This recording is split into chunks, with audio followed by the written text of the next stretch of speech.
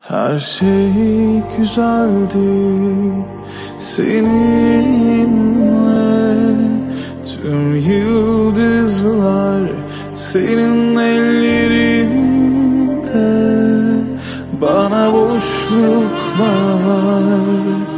karanlıklar kaldı.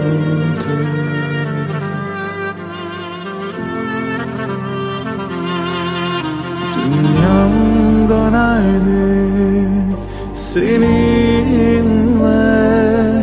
Tüm acılar dinerdi sesinle.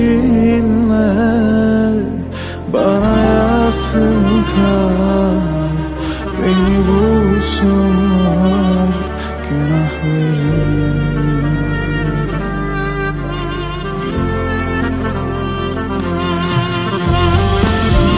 Şimdi çok uzaklarda, yanımda bir damlayla. Gelirdim eskiden, olsa artık geçti, ölmem sana. Şimdi çok uzaklarda, yanımda bir damlayla.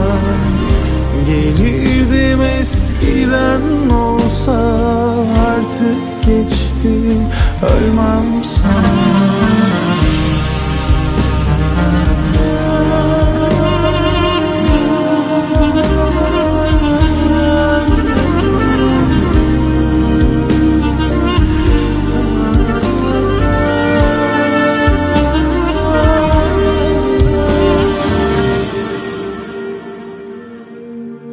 Dünyam dönerdi seninle.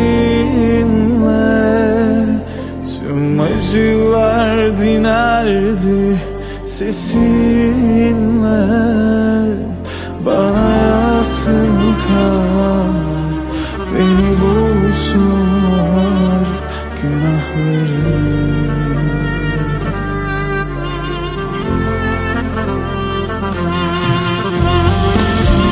Şimdi çok uzaklarda, yanımda bir damlayla.